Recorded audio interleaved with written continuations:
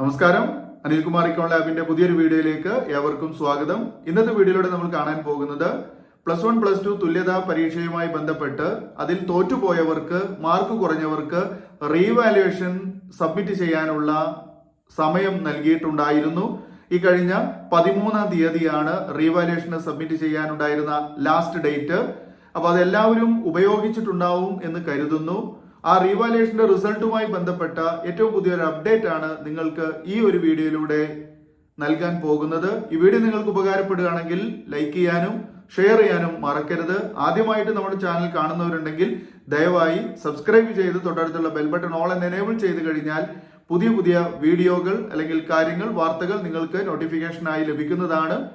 അപ്പോൾ നമ്മൾ പറഞ്ഞു വന്നത്, കഴിഞ്ഞ 13-ാം തീയതി അവസാനിച്ച റീവാലുവേഷൻ 3 കാര്യങ്ങളുണ്ട്. റീവാലുവേഷന് കൊടുക്കാമായിരുന്നു, അതുപോലെ തന്നെ സ്ക്രൂട്ടിനി അല്ലെങ്കിൽ സൂക്ഷ്മ പരിശോധനയ്ക്ക് കൊടുക്കാമായിരുന്നു, അതല്ലെങ്കിൽ ഫോട്ടോ കോപ്പി ആവശ്യപ്പെട്ടുകൊണ്ട് നമുക്ക് അപേക്ഷ കൊടുക്കാമായിരുന്നു. അപ്പോൾ ഈ 3 കാര്യങ്ങളിൽ ഏറ്റവും കൂടുതൽ പേര് റീവാലുവേഷന് കൊടുക്കാനാണ് സാധ്യത കൂടുതൽ ഉണ്ടാവുക. കാരണം മാർക്ക് കുറഞ്ഞവര് അല്ലെങ്കിൽ തോറ്റുപോയവര്, കുറഞ്ഞ മാർക്ക് കൊണ്ടൊക്കെ തോറ്റുപോയവര് റീവാലുവേഷന് കൊടുക്കാനാണ് പ്രാധാന്യം നൽകിയിട്ടുണ്ടാവുക. +2-ലാണ് കൂടുതലും ഈ ഒരു താല്പര്യം എല്ലാവരും കാണിച്ചിട്ടുണ്ടാവുക. എന്തായാലും നിങ്ങൾക്ക് അനുകൂലമായിട്ടുള്ള ഒരു റിസൾട്ട് ഉണ്ടാവട്ടെ എന്ന് തന്നെയാണ് നമ്മൾ ഈ ഒരു വീഡിയോയിലൂടെ പ്രാർത്ഥിക്കുന്നത്. റീവാലുവേഷന്റെ റിസൾട്ടുമായി ബന്ധപ്പെട്ട ആ അപ്ഡേഷൻ എന്ന് പറയുന്നത് നിങ്ങളുടെ റിസൾട്ട് ഉടനെ തന്നെ ഉണ്ടാകും എന്ന് തന്നെയാണ്. ഒന്നുകിൽ ഈ മാസം അവസാനം കൊണ്ടോ അല്ലെങ്കിൽ അടുത്ത മാസം ഫസ്റ്റ് വീക്ക് കൊണ്ടോ നിങ്ങളുടെ റിസൾട്ട് വരും എന്ന് തന്നെയാണ് അറിയാൻ സാധിക്കുന്നത്. വളരെ കുറച്ചു പേർ മാത്രമാണ് റീവാലുവേഷൻ പോലുള്ള കാര്യങ്ങൾക്ക് അപ്ലിക്കേഷൻ കൊടുത്തിട്ടുള്ളത്. അതായത് പലർക്കും മാർക്ക് കൂടുതൽ കിട്ടുമോ എന്ന് സംശയമുള്ളത് കൊണ്ടാണ് റീവാലുവേഷൻ കൊടുക്കാതിരുന്നത്. 1 മാർക്ക് 2 മാർക്കൊക്കെ കുറഞ്ഞു പോയവർ തീർച്ചയായും റീവാലുവേഷൻ കൊടുത്തിട്ടുണ്ടായിരിക്കാം.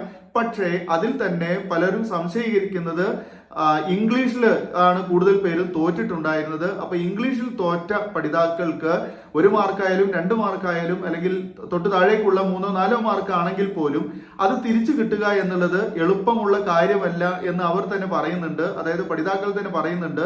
കാരണം ഇംഗ്ലീഷ് ആയതുകൊണ്ട് തന്നെ ഞങ്ങൾ അത്രത്തോളമൊന്നും അതിൽ നിന്നും മാർക്ക് പ്രതീക്ഷിക്കുന്നില്ല എന്നുള്ളതാണ്. എന്നാൽ വളരെ ചുരുക്കം പേര് നന്നായിട്ട് മാർക്ക് പ്രതീക്ഷിക്കുന്നവരുണ്ട്, പഠിച്ചെഴുതിയിട്ടുണ്ട് പക്ഷെ മാർക്ക് കിട്ടിയിട്ടില്ല എന്ന് പറയുന്നവരുണ്ട്.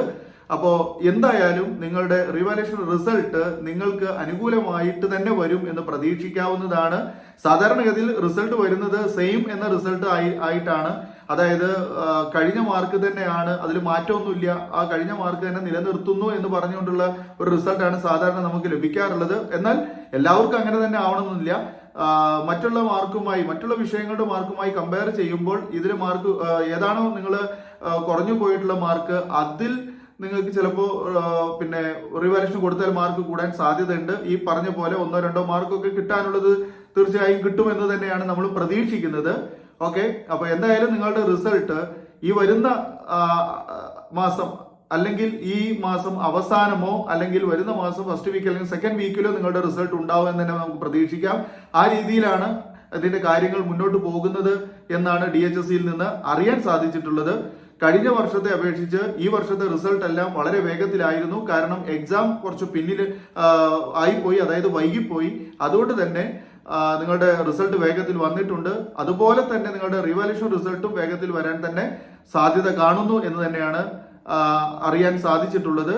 മാത്രമല്ല, ഇങ്ങനെ തോറ്റുപോയ 1-2 വിഷയങ്ങളിലൊക്കെ തോറ്റുപോയവർക്ക് ഉടനെ തന്നെ അവരുടെ റിസൾട്ട് അറിഞ്ഞു കഴിഞ്ഞാൽ ഡിഗ്രിക്ക് പോകാനോ അല്ലെങ്കിൽ മറ്റെന്തെങ്കിലും കോഴ്സുകൾ അല്ലെങ്കിൽ ഹയർ സ്റ്റഡി ചെയ്യാനോ ഒക്കെ അവർ ആഗ്രഹിക്കുന്നവരുണ്ടാകും. അപ്പൊ തീർച്ചയായും നിങ്ങളുടെ ആഗ്രഹങ്ങൾ സഫലമാക്കുന്ന രീതിയിൽ തന്നെ ആയിരിക്കും നിങ്ങളുടെ റിസൾട്ട് വരിക എന്ന് തന്നെയാണ് നമുക്ക് പ്രത്യാശിക്കാൻ സാധിക്കുന്നത്.